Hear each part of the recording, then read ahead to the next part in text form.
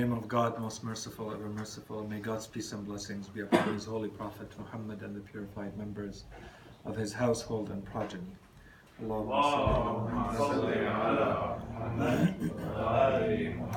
Brothers and sisters, Assalamu alaikum wa rahmatullahi wa barakatuh.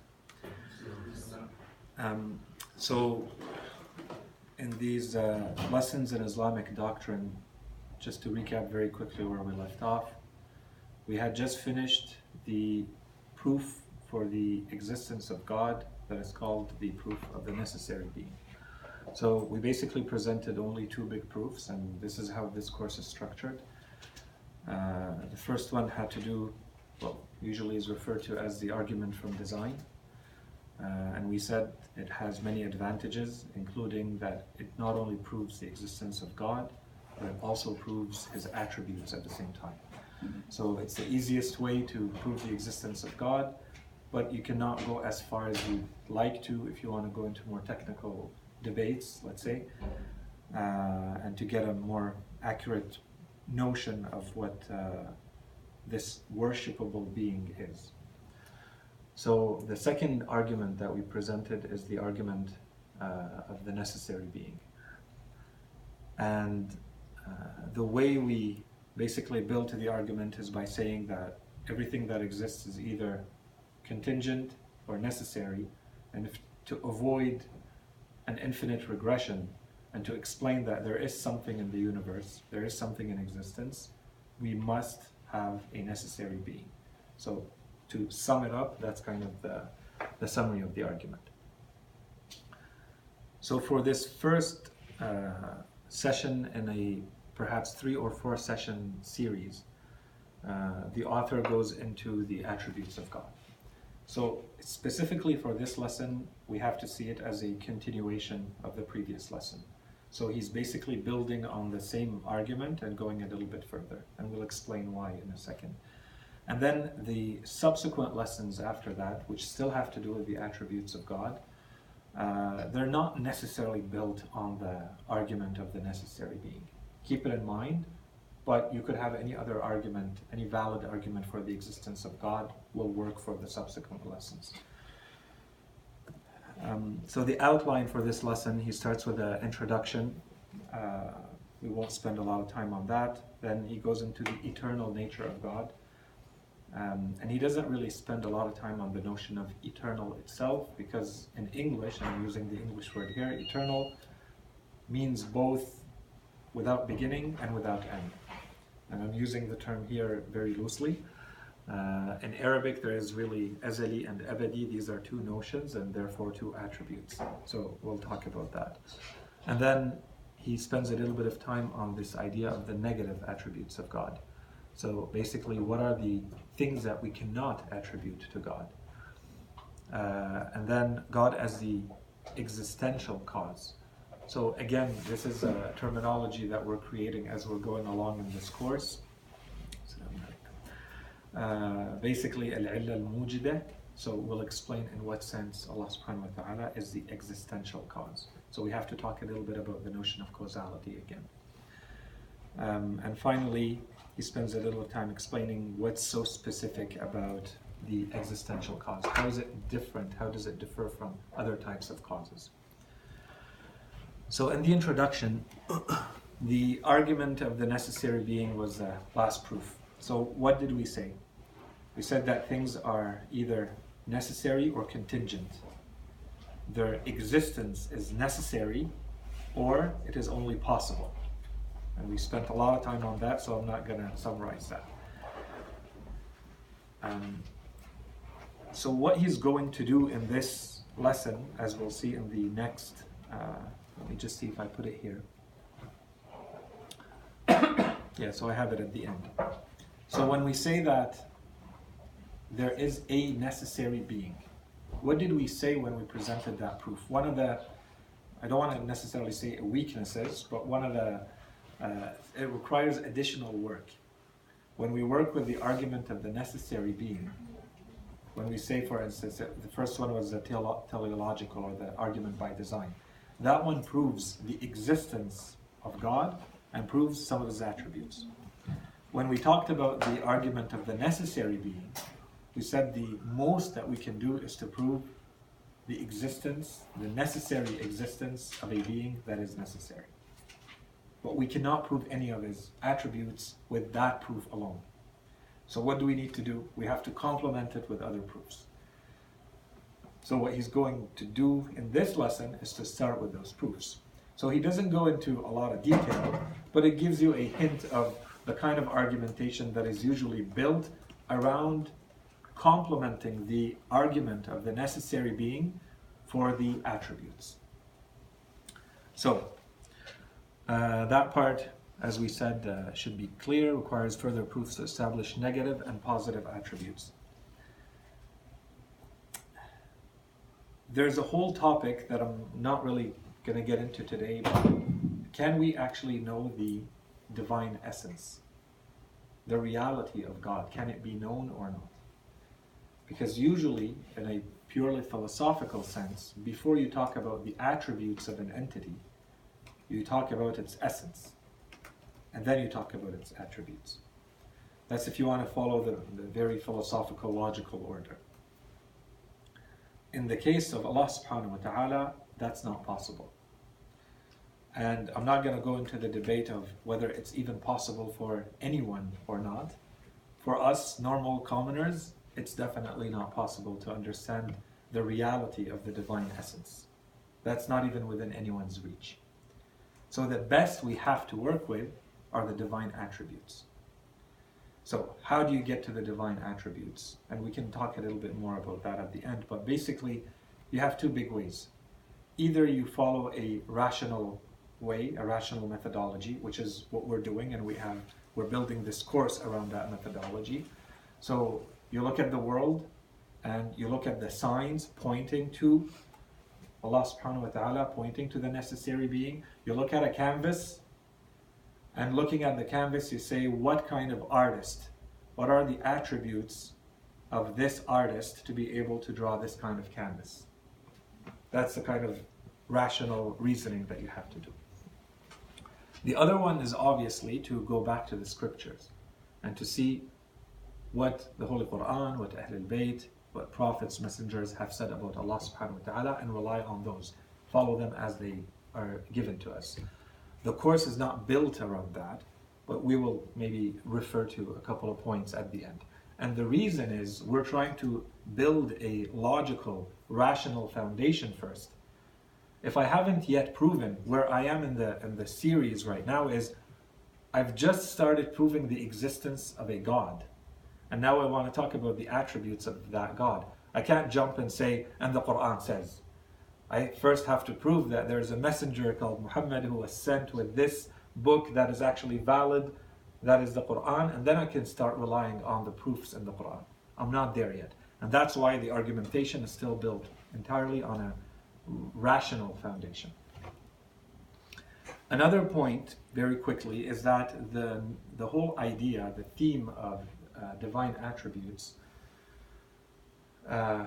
can be studied, approached from very different angles, and it has been.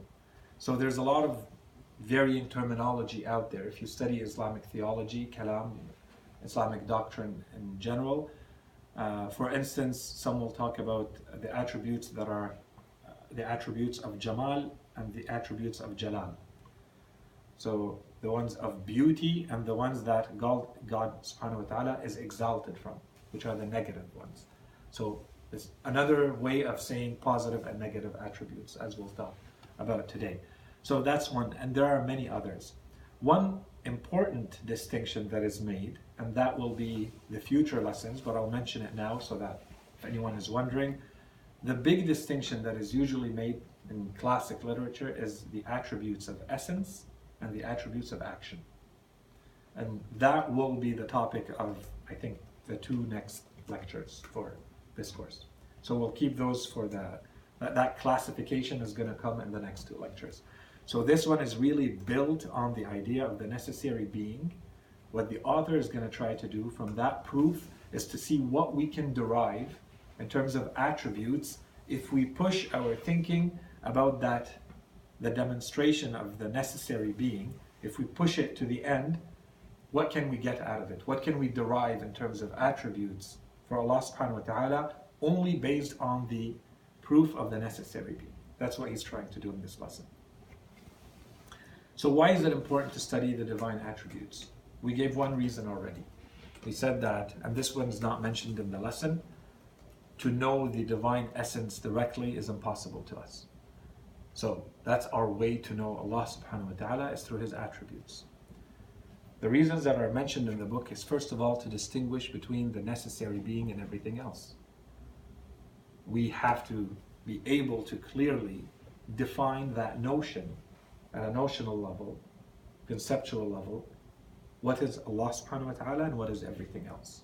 How do we define? What do we work with so that we can clearly delimit, here's where everything else starts and stops, and where is Allah subhanahu wa ta'ala in the full picture? And of course, he does mention very quickly, he says, because a lot of people, based on everything we have said so far, they may take the demonstration of the necessary being and say, therefore the necessary being is energy. The necessary being is matter. And they will quote one of the laws of physics or some research paper somewhere and say, therefore nothing is ever annihilated or created. Everything is only transformed. Therefore, that's your necessary being right there. Call it whatever you want. Energy, matter, or something in that world. So he's trying to say, see how it doesn't work if we actually understand what the argument of the necessary being is saying, then these claims do not work. So we'll see why. A second reason for the importance of understanding the divine attributes is that we want to really feel and understand that Allah subhanahu wa ta'ala, this creature, is worthy of worship. And this is more of something that we feel than necessarily something that we understand. Sure, there is a, let's say, an intellectual dimension, a rational dimension to this, but I think for us, for practical purposes, this is more feeling it. The more you study Allah subhanahu wa ta'ala, which, as we said in our case, it's studying his attributes, the more you see his worthiness for being worshipped. So it doesn't become a blind faith that I'm told to worship, so I worship. We start getting a glimpse of when Imam Ali alayhi salam says, I have worshipped you because I have found you worthy of worship. It's to go in that direction. And then finally, we're saying that we're in the process of building the foundations for all of our belief system. So, as we said already, everything starts with, we said there was a fork in the road a couple of lessons ago. It was with the notion of God. You prove God, now we're going a little bit further in that notion of God to understand the attributes. Once these attributes are properly understood, the rest of the beliefs are going to come a lot more naturally. If you have a proper understanding of the attributes of God, you can much more easily prove prophethood. You can much more easily prove the afterlife because you have a proper understanding of the attributes of God. Okay, so that's what we're trying to do. So the argument of the necessary being, the author tells us, gave us two conclusions that we can use. The first one, that's the last line here, the first one is that being is absolutely autonomous. That being does not depend in any capacity, in any shape or form, on anything outside of itself. So absolutely autonomous. The second conclusion that we could reach and extract and use from the necessary being is that it is the source of all existence. So he's going to take each one of these two conclusions and see what he can derive from them in terms of divine attributes. So let's start with the first one. The necessary being is absolutely autonomous. So, just to go back a little bit to the way we explained the argument of the necessary being. We said to understand it, we have to spend a little bit of time understanding the causality. For something to exist, it is either necessary or contingent, only possible. something, if it is only possible, if it is only contingent, conditional, something has to take it out from that state of it may exist and it may not, and bring it into existence. Everything that we could think of and we see and we encounter in the universe falls in that category. The problem is that if everything is only contingent, if it's only conditional, then it requires at some point something to trigger that chain so that we actually have existence. And we use the example of, let's say, a group of people who are racing. If every person standing on that line is waiting for the next person to start running, for them to start running, no one will ever start running. One of them has to be the one to trigger the chain. So we said it's the same thing in the case of being. So if every being, if everything that exists does not have being within itself, then that's coming from the outside. Okay, so we go outside. What's the problem? The problem is if you keep going outside for every single being, and you go like this ad infinitum forever, then nothing ever ends up existing. The same example, the same notion. So you need something to trigger it, something to change from the outside. Something has to be different about one of these elements, one of these items. And that is when we said, and therefore, we need a necessary being. Because we said the options that we have, the alternatives that we have are limited to either necessary or possible, contingent. And we said the impossible one doesn't fall into philosophy, as we said. Okay, so if we keep that in mind, now we come back. Everything that is only contingent, everything that can exist and cannot exist, cannot be said to have existed forever. Because it required something before it to cause its existence. So if you look at the contingent world, there's nothing about which you can say it had no beginning. If you go back to the necessary being, you say it must have had no beginning. By definition, it must exist from ever.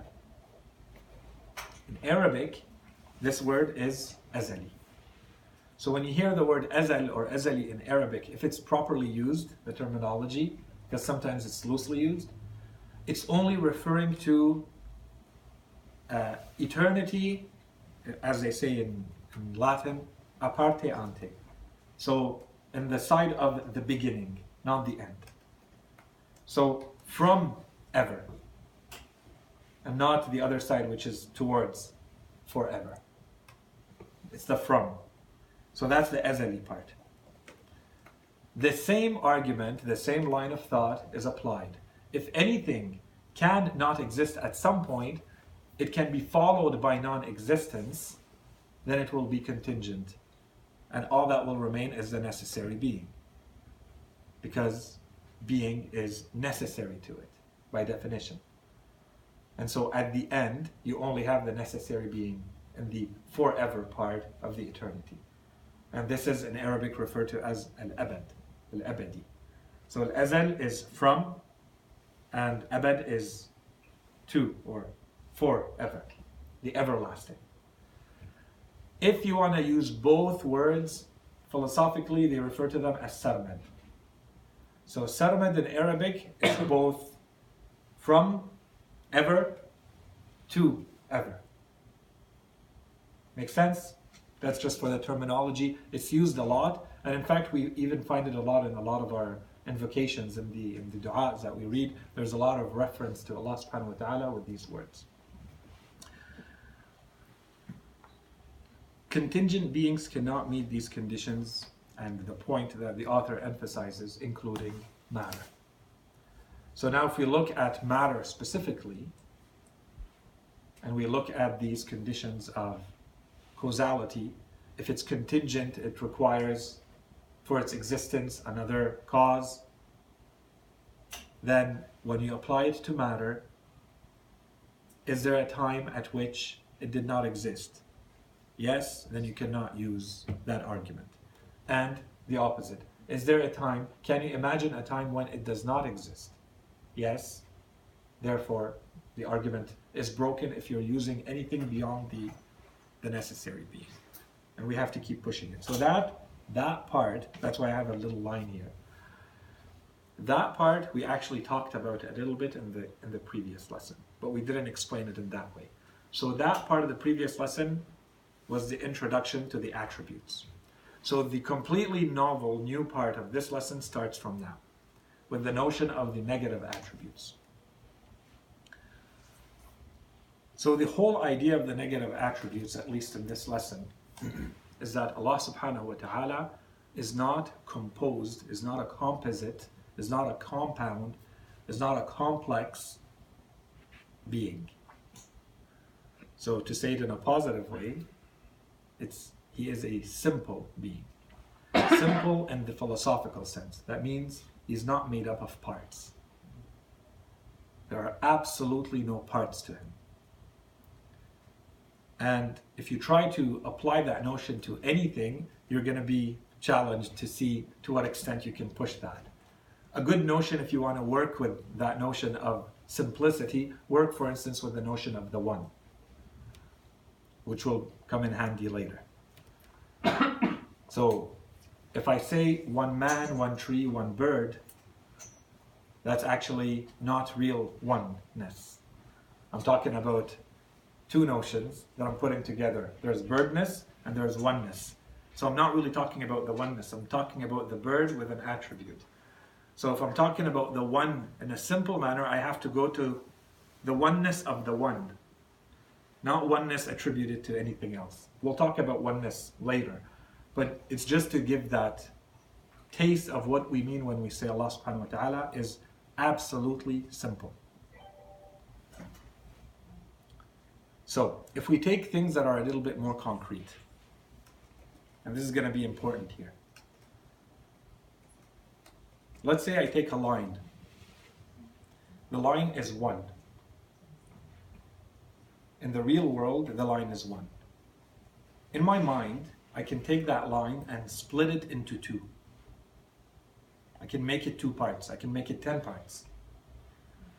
I can combine them. I can do whatever I want with those parts mentally. If I am able to do that, it means that the notion of the line is not really simple. This is what you cannot do with the notion of the necessary being because of its simplicity. If you are able to split something even mentally, it means that notion is divisible. That means you're not working with the notion of the absolute simple.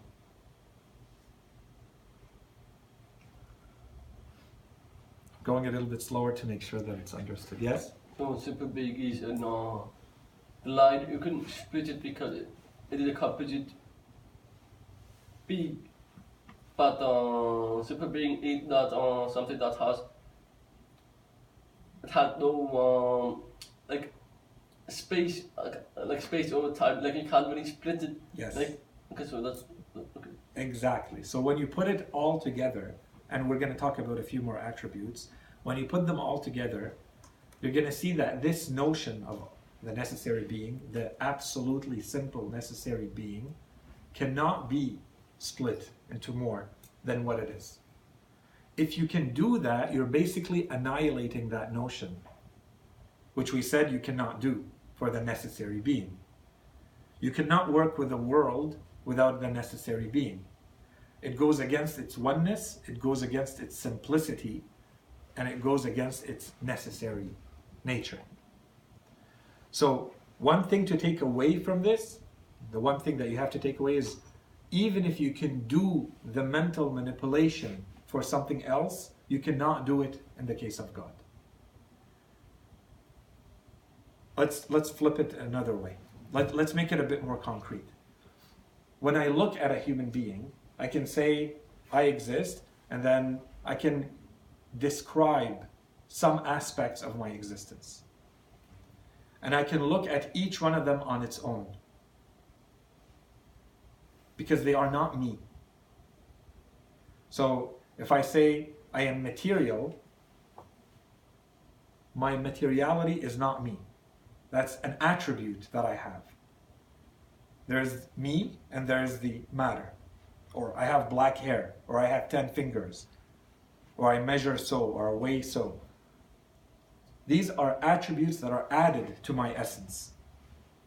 I can split them, I can divide them, I can separate them from my essence, and I would still be me.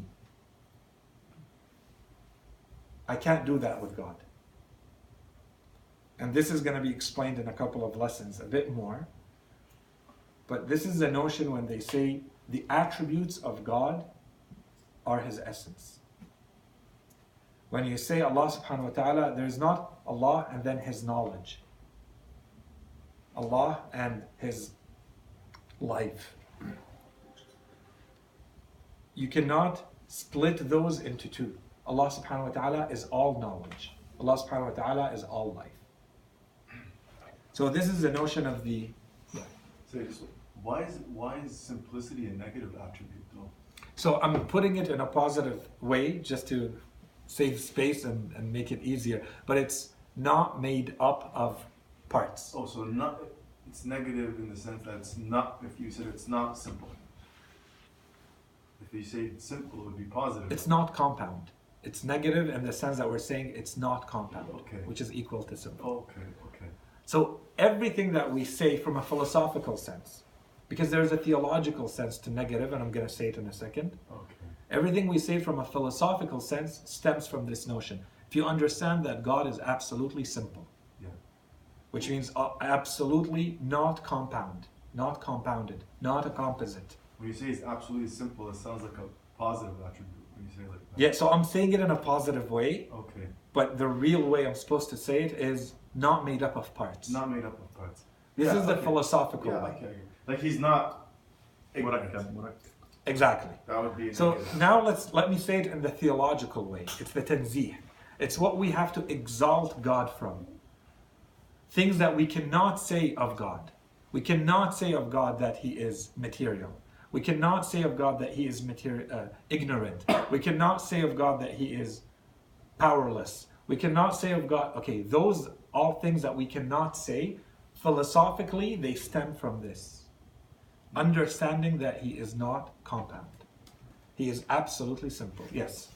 There's some passages in the Quran that reference in the eye of God or in the hand of God. And what would those mean? So I'm coming to those in a second. It's a very good question. So just something about like when you said, for example, for us, if we say black hair or like its attributes, it's not us. But for Allah Azza wa Jal, for example, knowledgeable, we can say it's.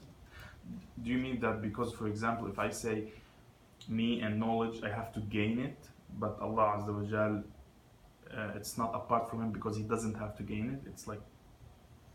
You don't have to look, you're looking now at knowledge. Mhm. Don't look at knowledge, only look at God. Okay. God is what He is. Mm. And there's nothing, it's a simple being. Mm. It's an absolute simple being. Now we come and we have to cut it up mentally for us to make it make Just sense. for us to make sense. So we have to say this thing, we refer to it as knowledge, so God Mhm. must have it. Okay. And we refer to that one as power, and so God must So have it. We refer to it like that. Yeah, we Just for cut us it to up be mentally able- that way. Okay. But God is not made up of parts. We are made up, because those things are not our essence. Each part of, we have almost no essence, but that's another topic that we talked about a little last week. Let me keep going and then I'll come back if it needs more. So why is it that we cannot mentally imagine parts or even cut them up? If it could be imagined not to exist, that's one. So it goes back to contingency. We're not talking about one. We said the necessary being is one, and the necessary being is necessary. To be able to split it means it has parts. If you have parts, you are conditional. You are conditioned upon those parts.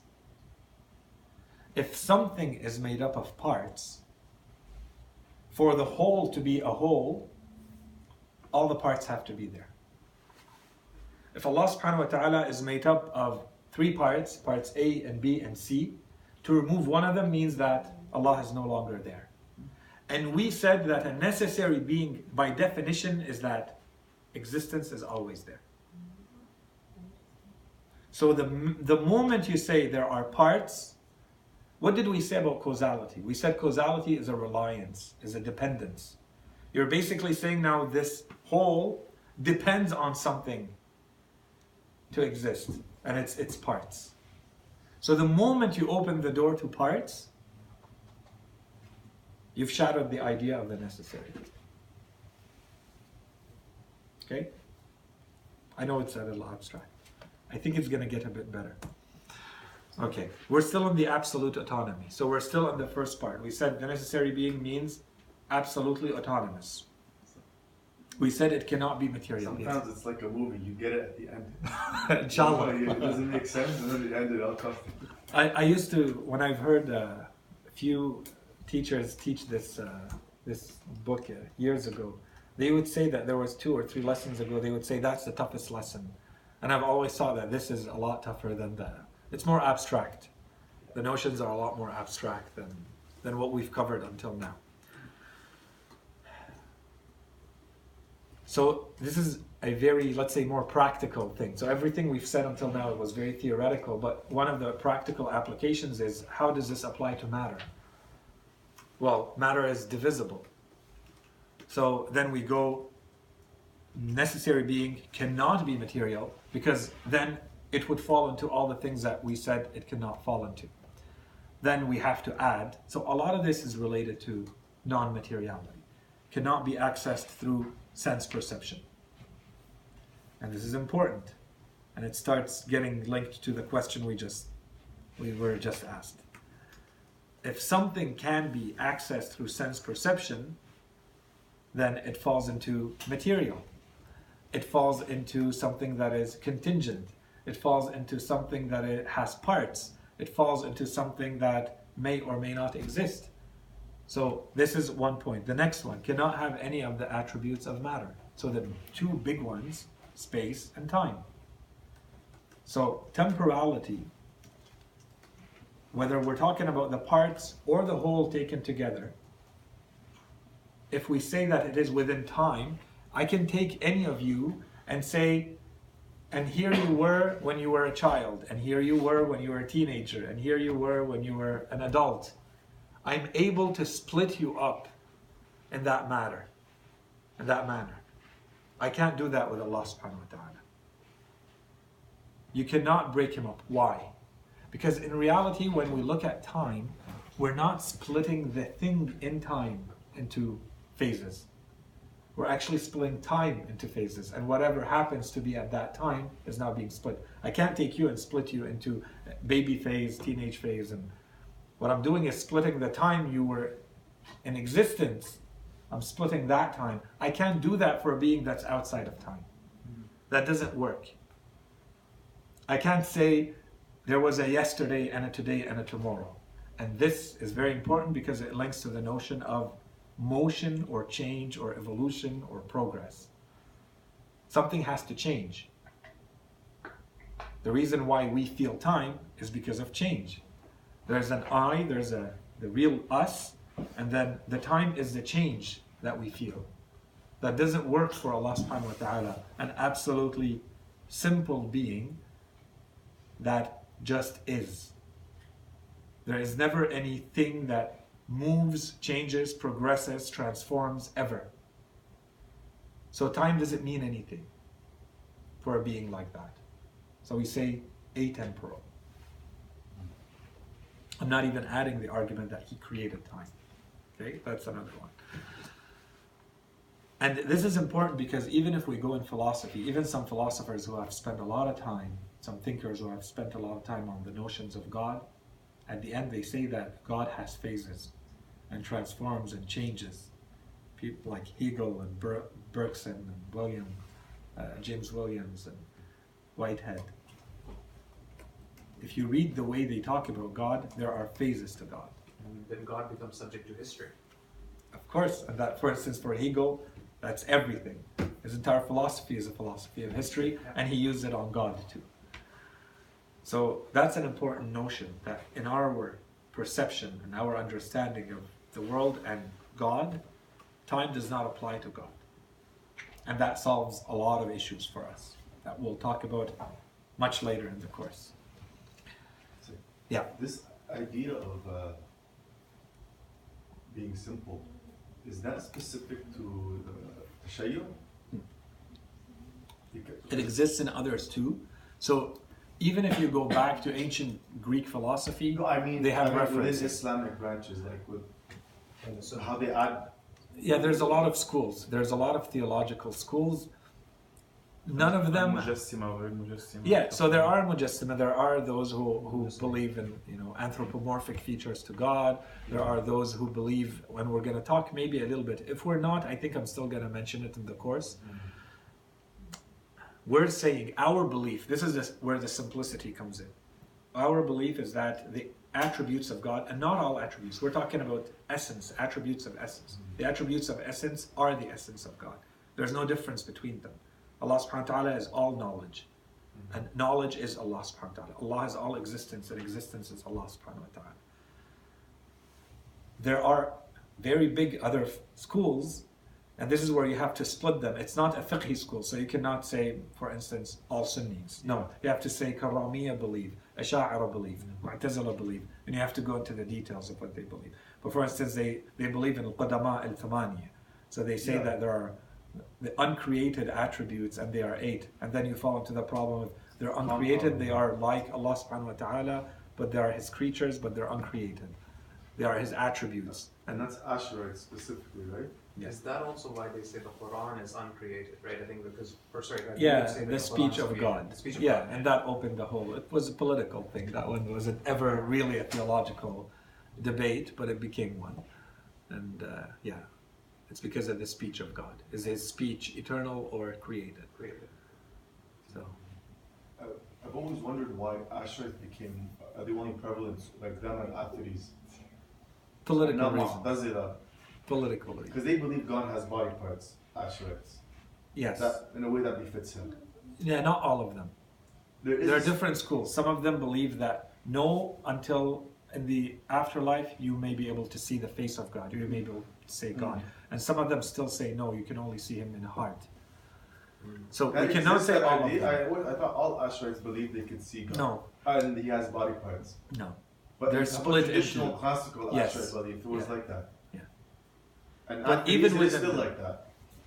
Yes. So like Ibn Taymiyyah or whatnot. Yeah, but now you're going to the extreme, which is literalist. So it's not even a theological discussion. It's the Quran says a hand, it's a hand. It says face, it's a face. It says leg, it's a leg. And this is where we say, if this is making sense, then so Allah subhanahu wa ta'ala has no extension and no volume. Extension in space, time, no volume. So you take those two out, that means it cannot be material at all. And then when you read that, the Holy Quran, for instance, says that, or even in other religions, when they imagine Allah subhanahu wa ta'ala has gender, sitting in the clouds with a big beard, and come on. But this is where it's going. So it's all based on this. So anyone who has like the basics of theology cannot even go in that direction and say, for instance, when the Holy Quran says, or some of the other sacred literature, if it's valid and non-contradictory, Allah subhanahu wa ta'ala is in the heavens, Allah is not in the heavens. Even the expression Allah is everywhere becomes very problematic. It's not that He's everywhere, He's outside of time and space, but He encompasses all of it. It's all His creation. And I'll use an example in a second. Maybe it'll help us understand a bit more, but it doesn't apply 100% either. And same thing where Allah subhanahu wa ta'ala has a throne. Allah subhanahu wa ta'ala has a seat, al-arsh, al-kursi, or Allah subhanahu wa ta'ala has a face or a hand. What we know for sure, and this is not the time to explain this in detail, each one of these notions, it would require a few lectures each, what they really mean. But we know for sure that they must be interpreted metaphorically. So for instance, to say this is the throne of God, this is the power of God. This is a reference to the might of God, the power of God, the mercy of God. Allah subhanahu wa ta'ala doesn't use His face everywhere. He uses it in specific places in the Quran. He doesn't use his hand everywhere. He uses it in specific places. So what's the reference here? And normal Arab-speaking people of that time understood what it meant because that's the way they talk and they know what the metaphor stands for. But if you want to come and say, put all logic aside, and I don't care if you end up having a materialistic God who rides on a mule and comes down to circumambulate around Earth 7 times every Thursday night, that you're starting to have a very different idea of one idea of God as this simple, absolutely simple, necessary being, and the other one is this anthropomorphic, human-looking old man who's coming down from somewhere. So he is somewhere and he's moving somewhere, and so he's contained, he exists in time, he moves in space. Like you start seeing the issues. It's almost a pagan conception of God, like how the ancient Greeks perceived God. Yeah. In some ways. Yeah. We have a narration from Imam Sadiq alayhi salam who says when the ants imagine their Lord, they imagine him in the shape of an ant. So this is a warning to us. Stop using yourself as though you are the model after which God is. Anyways, does that answer the question? It's not. I'm not going to go into what the throne is, what the kursi is, these are specific. We have to explain them in depth. There are narrations that say these are a reference to very mighty creatures beyond angels. Some of them say they are angels. This is a reference to specific types of creatures that basically run the world for Allah subhanahu wa ta'ala. And so the same thing applies to al-qalam, al-lawh, so the pen, al-kitab. These are all. Al-qalam is actually an angel, and that he has a specific function. And al-lawh is an angel with another specific function. And this is one way to understand it. There are other ways to. So basically, there's an order to the world, and Allah subhanahu wa ta'ala has used a metaphorical terminology for the commoners to understand what He's referring to. But there's definitely no hand and foot and face to God subhanahu wa ta'ala. Yeah. Other than hand and like physical things, if when we say like God loves His creation or God hates His creation, it's so how like when we say He loves or hates, He hates through His actions, not His essence. Do you get what I'm asking? Like when you say God, He's happy, God loves His servant to praise, etc. What does it mean when we say God loves? Okay. How does He love? Yeah. So we have to talk about one topic, one attribute. Now we have to talk about love. I'm gonna give an answer that applies to all of it, and it's more of a point. And those specific ones we're gonna talk about in the next lessons, because those are the attributes we're gonna cover. What do they mean? Is it in the same way that we mean it about ourselves when we say we love? Is that what it means? No, absolutely not. Okay. There's a huge topic in Islamic theology about the attributes that I was hoping to avoid that has to do with what they call tawqifiyat al-sifat. So tawqifiyya basically means, are they a devotional topic? Are they fixed, prescribed? For instance, Salat al-Fajr, the prayer of the Fajr, is tawqifi, that it's 2 rak'at. You can't play around with that. It's 2 rak'at. If you want to pray it, there's one way to pray it, that's how you pray it, end of story. Are the divine attributes of that sense? So when we say, for instance, we find some narrations that say Allah subhanahu wa ta'ala has 99 attributes, or has 99 names, or 100 names, or 1,000 names. Or if you read Du'a al-Jawsh al-Kabir, there's about 4,000 some names in there. So it's a reference to what? And can we make up new ones? Yeah. Or do I have to use the ones that Allah subhanahu wa ta'ala has used to describe Himself? Because who am I to say what God does and doesn't do, and how God is and isn't? So for that, I have to go back to God, or the messenger, or the imam, or someone who has access to God, to tell me what God says about Himself. So if Allah subhanahu wa ta'ala says He is Khaliq, as He does, He's a creator, then I say Allah is Khaliq. But I can't find anywhere where Allah subhanahu wa ta'ala, I don't know where He says Allah is Zari', Although the Quran, Surah Al-Waqi'ah says, أَنْتُمْ تَزْرَعُونَهُ أَمْ نَحْنُ الزَّارِعُونَ. Okay? Planting, for instance. We don't have az-zari'. Can I say ya zari'? Okay, we have scholars who say no, you can't. Allah subhanahu wa ta'ala didn't describe himself with that attribute specifically. He gave you his attributes, you use those attributes. You don't make up new names. You're Allah saying says, you can't though? that's the topic. Why should- I'm not going to give you a When fatwa, you say can or you necessary can't. being, Yes. It's a term I didn't come by through the Quran. Yeah. When we say wajib, we don't, it's not a term that's in dua, Yosha. You could find wajib. You could find wajib. Yeah. Mujib. You could find mujib. But wajib al-wujud, Yes. you don't find this specifically. Absolutely. I'm not saying you can or you Oh, can't. okay. I'm just saying this is a very big topic. And we have scholars who say you can't. And we have scholars who say you can. So long as it's logical and you have a proof for it. Allah subhanahu wa ta'ala, is he zari'? Yes, he is zari'. But can I pray to him? Can I use it in a dua and say this is a valid dua? Farmer would, yeah. Probably.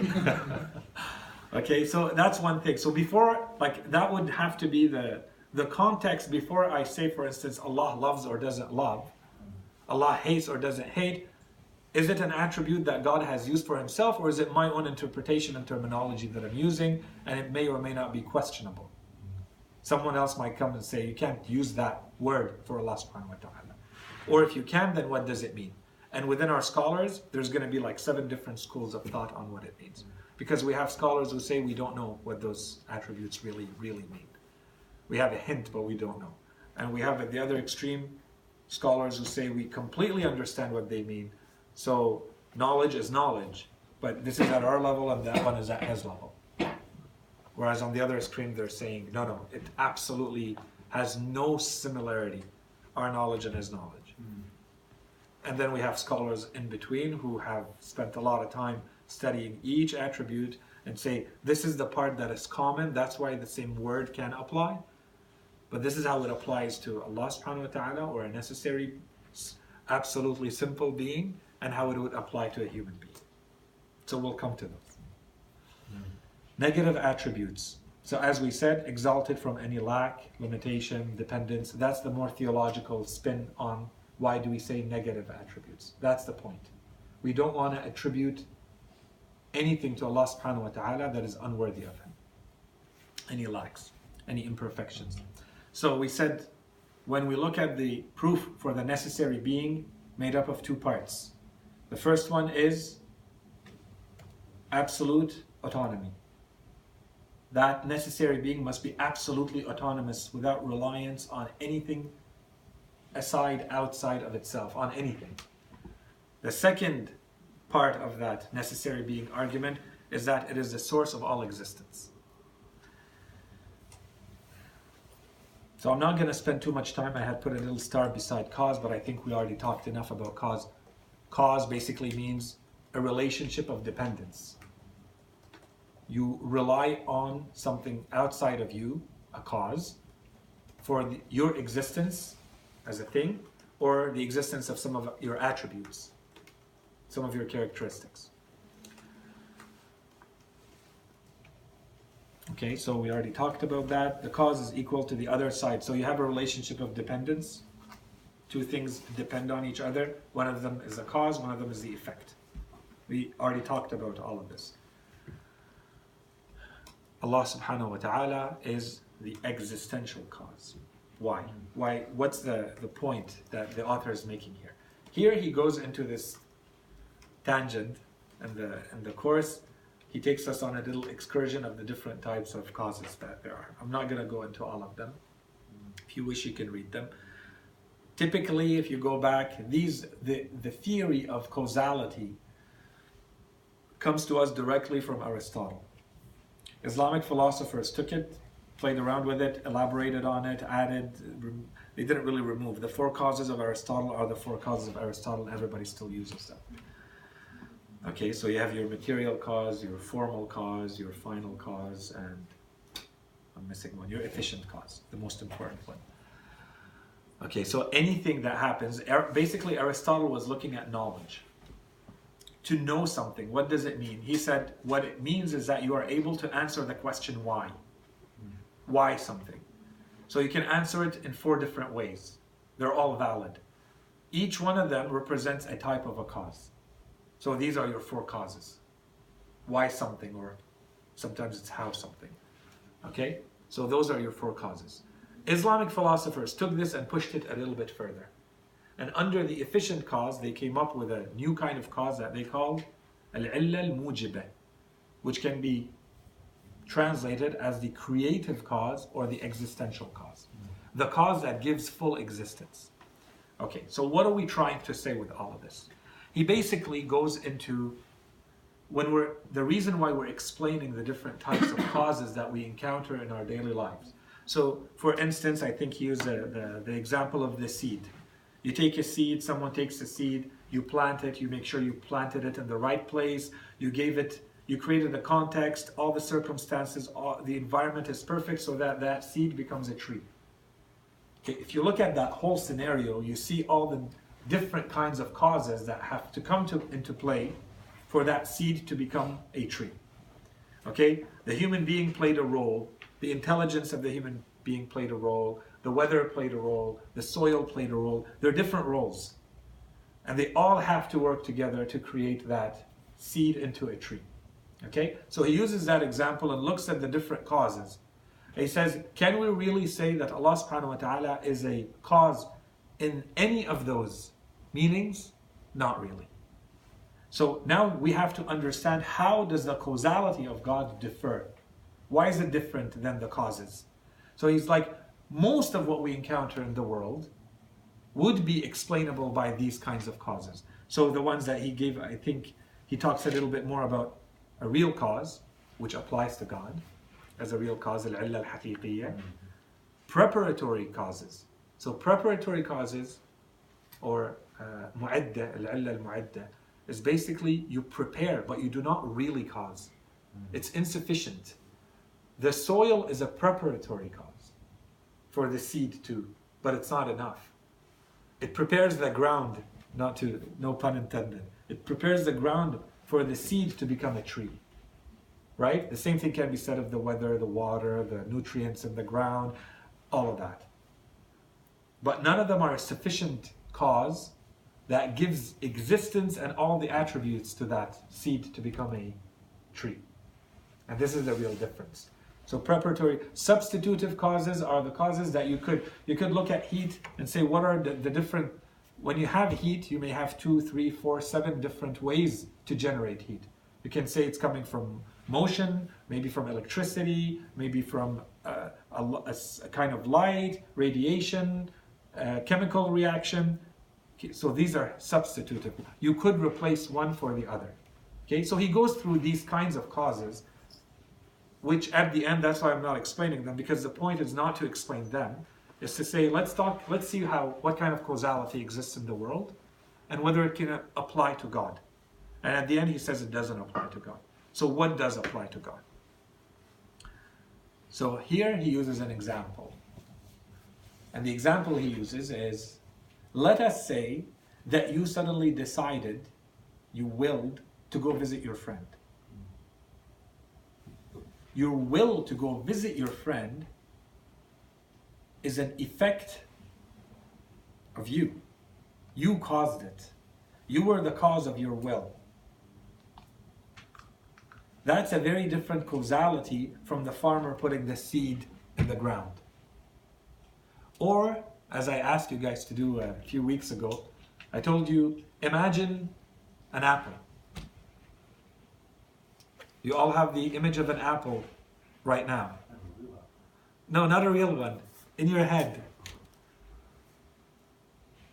That apple is still there, right? Yeah. If for a second you get distracted, does it not disappear? Yes. If you want to, can you not make it go away? No. You think about something else. Willfully, intentionally, or not. You are the cause of the existence, although mental, existence of that apple. That causality is different than the causality of the farmer putting a seed in the ground and having a tree 20 years later.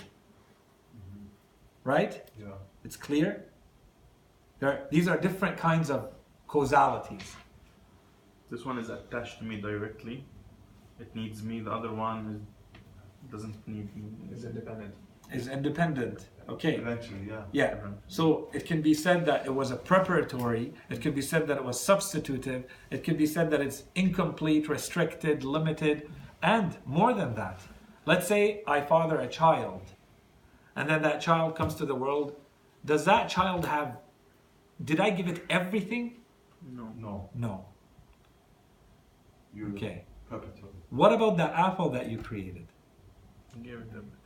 Even that, no, No. because you had to know what an apple was. Okay. before you- So here is where the author says, this is the best example we could come up with to see that our notions of causality cannot apply to God. Let's use an example to try to get a little bit closer to what we mean when we say God is a cause.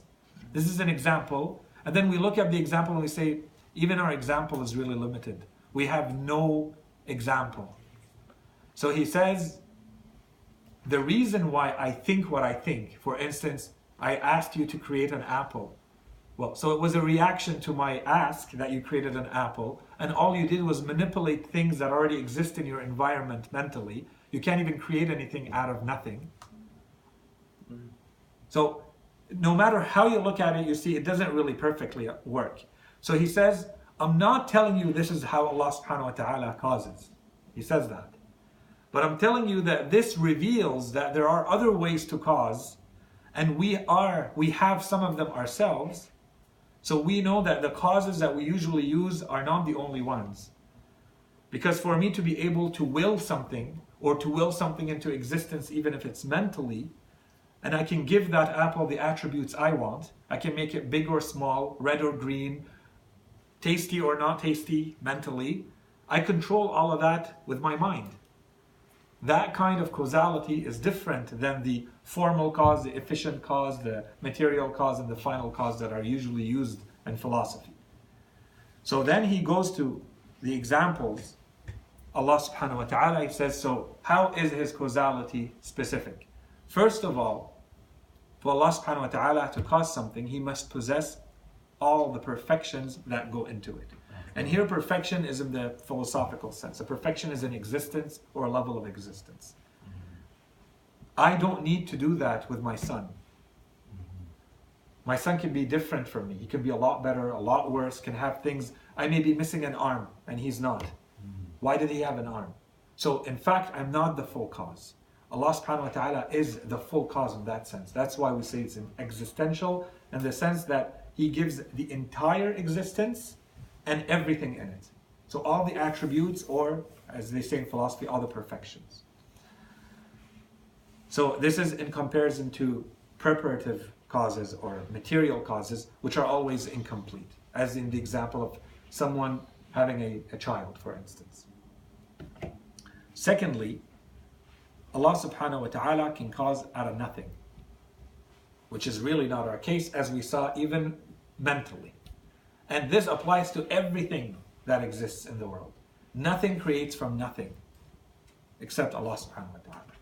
That's why we say He's fully generative. So His causality is really absolutely creative. There's no model, and that comes back again and again in the words of Imam Ali alayhi salam and the other Imams. There's no model, no pattern that he uses to create. Okay? So even at the notional level, we have to work with notions like essence. And I come up with an essence and a design.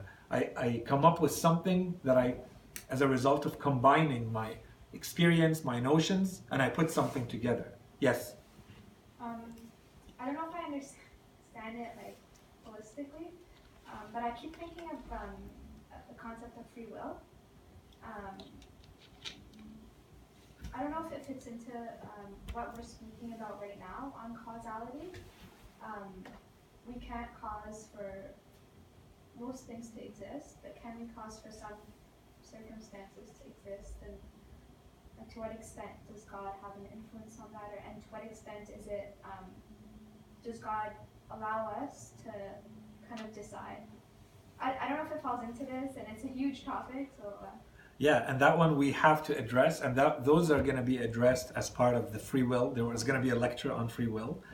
And usually this is a topic that is studied under the attributes of God, under divine justice. So, and you touched on both. So, can He and does He? Does Allah subhanahu wa ta'ala intervene in our world? Or has He put laws in place and wants us to, depending on how we use those laws, there are certain consequences that result out of them. Can He change that or not? Does He change that or not? And where does our free will play into a world where if there are laws for everything that are already predetermined, then how is there free will? So we can look at it, what does it mean for us human beings and what does it mean for God? So that's coming in a few lectures, inshallah. Yeah. So you should divide this to 2 lectures? What time is it? We're already past 1 hour. Okay, I'm done here. I need maybe 3 minutes and I'll wrap it up. Like 10 minutes maybe per question. Okay, Just because it's a bit heavy. Yeah, I know.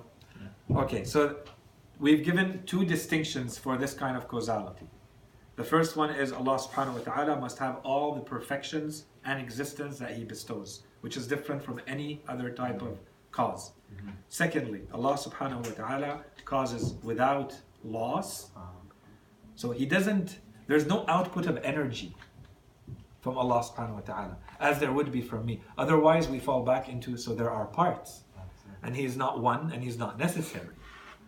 So there is no output, nothing is lost from Allah subhanahu wa ta'ala when He creates, and He creates out of real nothing. Which is almost impossible for humans to understand that notion of real nothing. And then finally, Allah subhanahu wa ta'ala is a real cause. And we've talked about this one before, that's why I'm saying we can go fast. We use the example of the watchmaker. And we said, is Allah subhanahu wa ta'ala a cause in the sense of the watchmaker? Who makes a watch as beautiful and perfect as it may be. I create the watch and I leave it and I go and I die. The watch still works. Or is it more like the light in a room from a candle? When the candle first came on, there was light in that room. But the moment the flame goes out, the light disappears. It doesn't stay there. And we have a lot of examples. If you put water in a vessel, in a container, that water takes this shape. Water does not have the shape of a bottle naturally. So the moment this water is outside of this vessel, this container, the shape changes. This is the causality. I'm talking about the causality. What causes the shape of this water? So it's not something that's temporal, happens once and stops.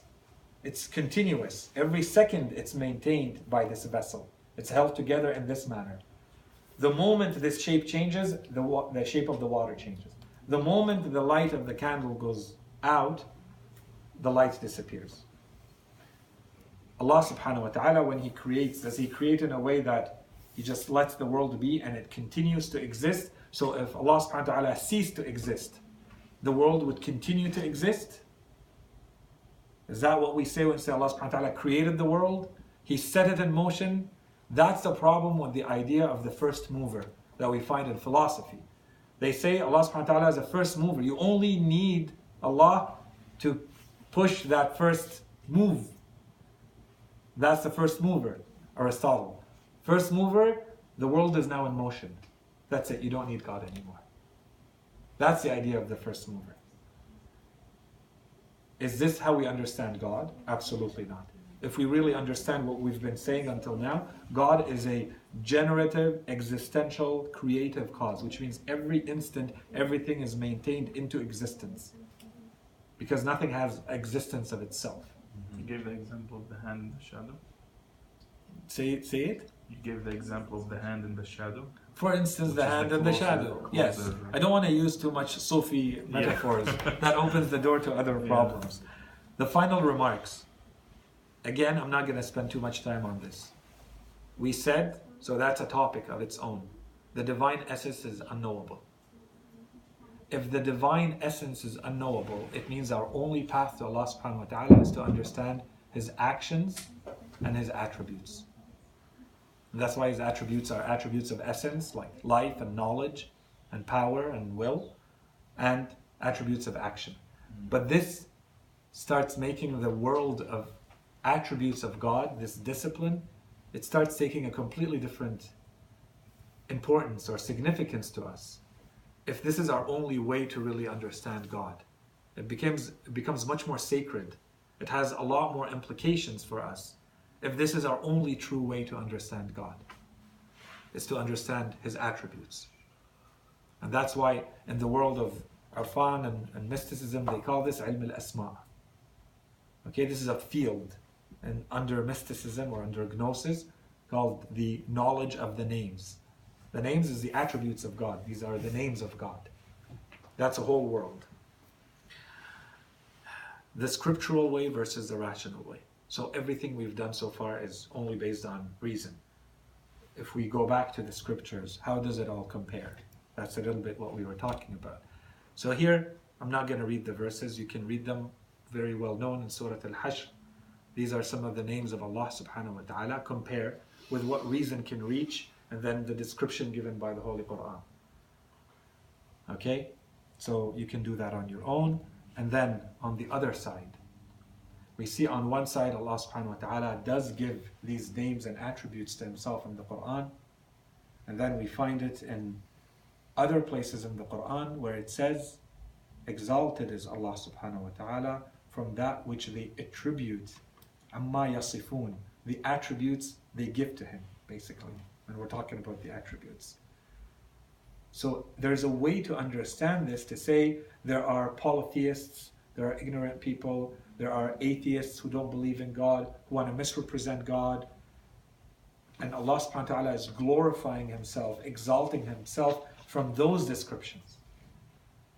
But then if you read those two verses one after the other together, Allah subhanahu wa ta'ala is saying, exalted is He, purified is He from anything that is attributed to Him except by those of His servants who have been chosen. This is in Surah As-Safat. He says, Subhanallahi amma yasifun illa ibadallahi al-mukhlasin. So those chosen of His servants, when they describe Allah, there's something different about their description. So this requires a little bit of meditation. The Quran is basically saying not all descriptions are equal. And finally, I end with this one, and it's going to be useful for all the upcoming lessons too. This is a very well-known hadith from Imam al-Baqir alayhi salam, where he says, كُلْ مَا مَيَّزْتُمُوهَ بِأَوْهَامِكُمْ. Everything that you have distinguished with your imagination in its most subtle meanings, بِأَدَقِّ مَعَانِيهِ, is but a creature, the creature of whom that you have created, is but a creature which has been created like you, and it is attributable or attributed or referred back to you. Mardudun ilaykum. It only goes back to you. It's your own creation. It's your mental image that you have created of God. The Imam is talking about God. He says everything that you create in terms of notions that you want to say, this is how God is, this is how God is, in reality is nothing more than a figment of your imagination that you've created. So don't go thinking that suddenly because you've been able to create a very deep, subtle meaning, that you think that you have now reached the essence of God. This is just something you have created, and it's referred back to you. And it's your own creation. Does this include the chosen sincere servants? We have on one side narrations that Say the same and say other. Kun Allah, yeah, we have narrations that say no one can know, not even the Holy Prophet can know the reality or the essence of God. Mm-hmm. And how could he? Yeah. We're talking about the absolute infinite. Unless you are also, it's impossible. There's a dua, from Al-Sajjad that comes to mind. We know you through our inability to know you. Exactly. And it kind of confesses to this hadith from Al-Baqir. But I guess there's layers to that too. And of course, their knowledge and mind. We have a narration from the Holy Prophet where he tells Imam Ali alayhi salam, no one has known me except Allah and you, and no one has known you except me and Allah, and no one has known Allah except me and you. So yes, there are layers. So we believe in the Trinity also. No. Absolute simplicity. Yes. Could you pitch quote your number for for the boomers. Yes, of course. So the ones that give the description is in Surah Al-Hashr, chapter 59, and the verses are 22 to 24. They're the last verses of the surah. And Surah Al-Hashr is not that long, so just read the whole surah. And this one is in Surah Al-Safat, chapter 37, and the verses are 159, 160. They're very small, the chapters of Surah Al-Safat. We'll stop here. وصلى الله على سيدنا محمد وعلى آله الطيبين الطاهرين. اللهم صل على محمد وآل I have about 10 minutes. Okay. Inshallah, we're going to start with the sisters if they have any questions, and then we'll move here. If you have any question about today's lecture, please, no questions? Okay. We'll start. Okay, Sayid. Sayid and then Hassan. Sayid, in Dua Command, there is a line in which we ask Allah for, it's like, وَهَالِ فِي خِدْمَتِكَ سَرْمَدًا. So in that sense, how can the creation's khidmah be sarmad if Allah is the only one that is truly sarmad? So how would we... Okay, so very good question, and this comes back again and again after this lesson. And Sarmad meaning Sayid. Both sides of eternity. So the easy, quick answer is they're not being used in the philosophical, technical Just terminology. exaggeration. Okay, but what is the Imam actually saying? He's saying that I make my state one continuous servitude to you. Make me in a state where I am in one continuous servitude towards you. وحالي, in my state, في خدمتك, in your servitude, one continuum. That's what he's saying. That's why it's a continuation of Virdan Vahid in that sense. Yeah. So he's asking to be like that. But not in the philosophical sense. Yeah. Okay. Which doesn't mean that he isn't. Yeah, But See? So the attribute of Allah subhanahu wa ta'ala being a creator, it being an attribute of action. yes. And let's say he never created anything. Since it's not an attribute of essence, Mhm. can he still be described as a creator? He But would, not by us. but not by us. But because we wouldn't know. So he would still be described as a creator in the sense that both his essence and his actions in reality are one. But in the mental construct we understand, he wouldn't be a creator according to us. Yes, but I'm going to add one little thing, okay? Just to make it easier. Okay? I'm going to use one theory that I think has helped me to understand and to teach these topics when they get a lot more, because it's going to get a lot messier than now. Did you get my question? Was it clear? Yes. Say it. When we go into the Holy Quran and we go to the Ruwayat, we find a lot of reference to, let's say for instance, why is Ayatul Kursi more noble than other verses of the Quran? Or why is a chapter of the Quran more noble? It's all the Quran. Why is Surah Al-Ikhlas of such higher value? It's because of the notions it contains. Okay. Now we go to, there are verses in the Quran that are referred to as al-Kitab. Literally, the mother of the book. Okay, what's the mother of the book? It's almost as though, if you understand those verses, they already contain everything that's contained in the other verses. So the other verses are giving you the details, but if you knew how to roll them up, you would get that higher level verse that is considered more noble. And that's why, for instance, we have riwayat that say, if you read Surah Al-Ikhlas, for instance, 4 times or 3 times with Surah Al-Hamd, you've read the entire Quran. Because if you know how to roll it back up, it's all there. Or the whole Quran is contained in Surah Al-Baqarah, and Surah Al-Baqarah is contained in Ayatul Kursi, and right? Or Surah Al-Fatiha, or Surah Yasin. Surah Yasin is the heart of the Quran. What does it mean that it's the heart? Okay. Keeping that in mind, that's a big topic, but now you have the key, so use it. Now go to the divine names. They're not equal. Some of them are more noble than others. And perhaps there's a link between that and what we, in our terminology, call it Ism al-A'zam. Okay? the name of Allah subhanahu wa ta'ala. What is the name? A lot of our scholars have said the name is simply Allah. Why? Because it includes all the names. Some say it's very close to the basmala itself.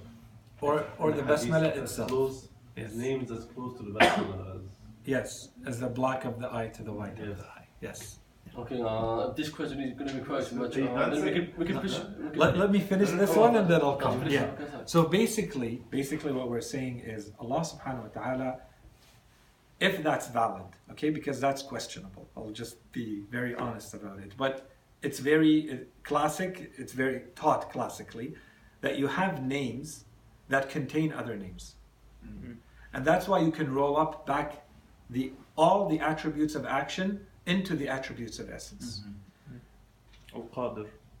For instance, al-hayat. Allah subhanahu wa ta'ala, al-hay. Why is the name al-hay, and then you have the mystics, they go after these names and they repeat the name 14,000 times, for instance. Why? Why this name? They don't work.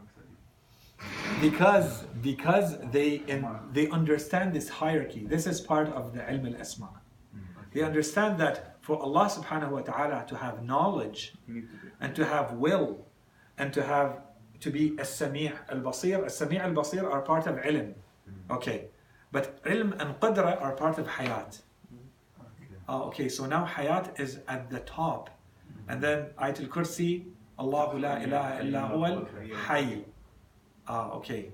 Now I understand why this verse suddenly becomes so high. And it encompasses all the names with that one. So with that one. So Allah subhanahu wa ta'ala, He, of His essence names, He's all wise, right? He's all knowledgeable. So from that attribute will be derived that He's adil, because it's only wise to be just. Sure. But yeah, we have to analyze this. I'm not going to say specifically. Just Yeah, in the, but generally that's how it is. Yes. You know what helps me try to in the end, just kind of what helps me understand the differences is we only use these names and these divisions just for us to help us understand Allah. 100%. He's beyond Yes. both these attributes and the way we describe His essence. These are just mental constructs we build. In reality, He's all those things and more in a way we don't completely understand. Yeah. But essence, We don't even begin to understand. essence actually is just we're dividing it just for us to try to understand Him more or try to get closer. We keep but basically there's no full truth reality. 100%. Yeah. Yes. That's just We understand based on our limited human grid. And when you see that some things that are very simple, very primitive and simple, like in the science, and you understand how science is constructed and how you can change one grid for another, one principle for another, and everything changes. If suddenly you throw out the window the idea that energy's lowest, let's say, body or particle is an atom, you throw that theory out the window and you go towards more like strings that are vibrating and generating everything as a result, your whole idea of reality changes. Nothing changed. It's you're trying to put the best grid to better understand. If tomorrow all of this is thrown out and something better is put, that's it. So everything at the end is coming to what's the best mental construction we can create to make the most sense of what we know. In this case, in the religious case, we have something we can rely on. We have a cane we can use, which is the scripture, which is access to infallibles. So we're not left to ourselves. So, but even that requires interpretation and understanding and studying and time.